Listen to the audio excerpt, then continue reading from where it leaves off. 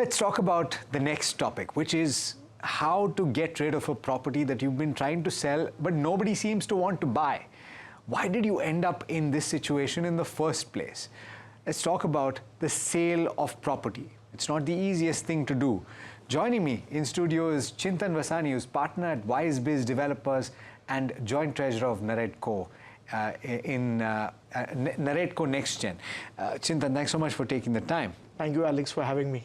So I must confess, I don't have data for this, but I have a lot of anecdotal evidence. A lot of people have come to me and said, see, I bought this property 12 years back, 10 years back.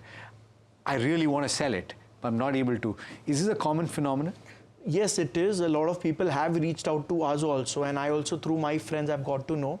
But then they have to, it's a very thoughtful way of getting this transaction done, because a real estate developer, when he's selling his inventory, he knows the entire cycle, whom to get in touch with, where to get it more better.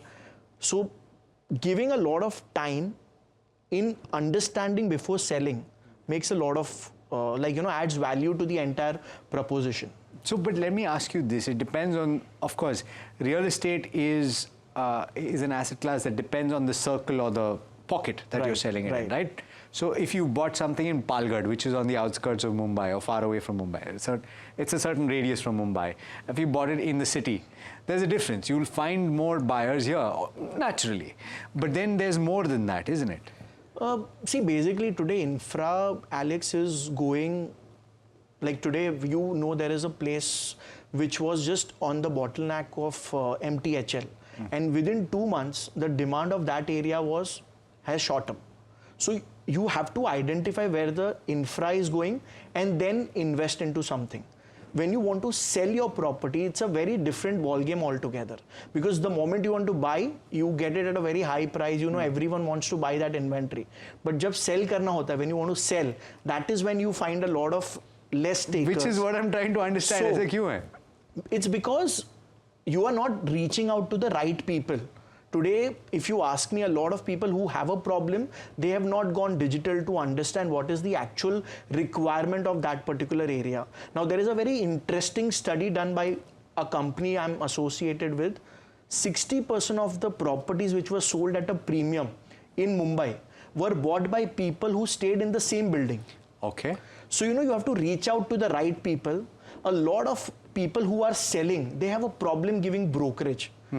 Now, I myself am a real estate developer, but when I want to sell my properties, I have a network of real estate brokers, I have a network of a lot of investors, but I never reach out to them. I'll always give a call to my broker, who is a pro in that particular area.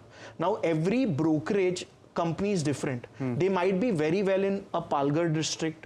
There will be a Thane district broker who is like a main champion of that particular area. So you have to first identify the right person. You have to find the right person. Right person. The second thing I want to ask you is the difference in the price. If I'm a buyer, and maybe I'll put that hat on and ask you the question, right?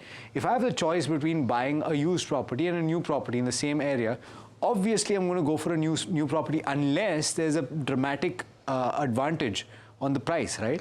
Again, actually the data talks very differently. Because there are a lot of micro markets in Mumbai where you have nothing new available. And the people who want to buy, they want a tried and tested formula. They want to know whether the building which they want to buy their apartment in has a ecosystem already built. Sure. Schools have to be near that area. Sure. So actual on ground, the idea is very different. Okay. The main problem where I feel a lot of people have a problem is pricing. They want to price their property very high. Sure. Because of that, people who are actually interested to buy, they never reach out to you. Even a broker is interested to sell a property which is easily sellable. So you have to first, rather than giving the price, this is the price that I want, sit with 4 or 5 channel partners, a channel broker, understand what is the ongoing circle rate of that area, understand at what rate the last transaction was. Define circle rate so that So basically there's a rate defined by the government. It's a ready reckoner rate. It's a ready reckoner rate. What is the ongoing rate? So understand that, what is going on. Understand the last transaction done in your same apartment. in your same floor. So, because see, ground floors just are... so that everyone understands, Chintan, I want everyone to understand, right? So ready reckoner or circle rate is the rate at which stamp duty is collected, right? With the stamp duty is collected. And today, like a lot of problem, what is happening, I'll tell you the ground report.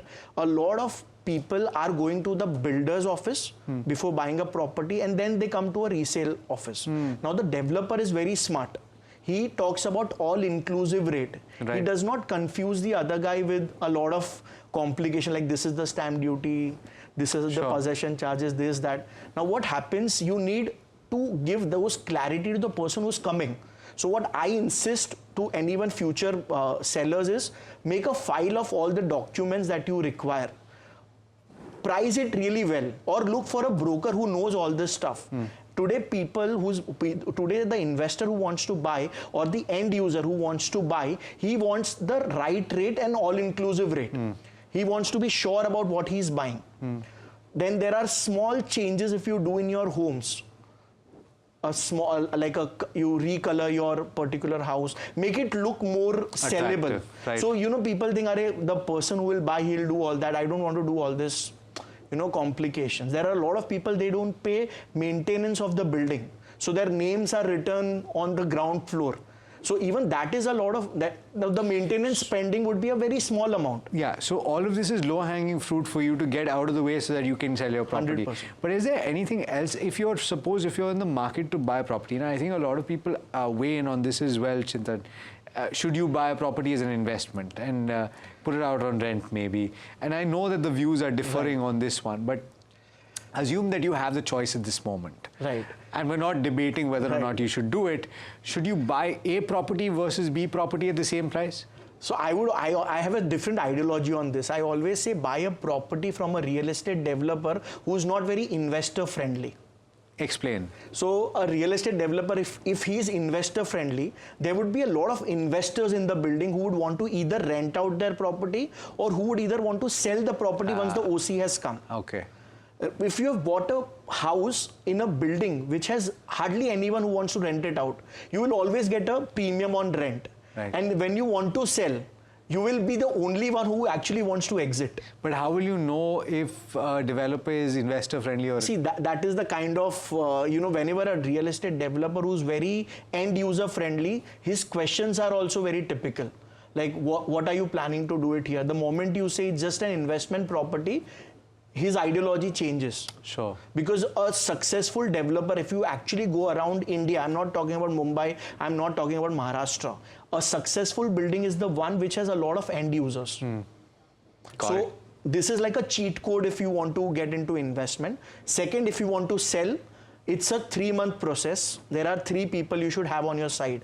One is a good channel partner because he knows the industry very well, he knows the market very well. Second is a chartered accountant because, you know, when you sell the property, tax, the indexation cost, they will confuse you. You actually get money over and above, but then you get to know you have to actually pay tax and you have made nothing in the whole transaction. Third, if it is a rented property, I always insist have a lawyer on your side who will actually have all the right documents. Because if you have, I have a property owned by Chintan Vasani, he's renting out to LX. Now, LX ke saath, the documentation has to be very clear. That Chintan, if he wants to exit this property, the terms will continue for the other person. So, you know, always have a channel partner and let the channel partner, a lawyer, a CA, talk with their channel partner and their lawyers. Because though it's a very different communication which they would have, and it would be more easier if they are communicating directly. Okay.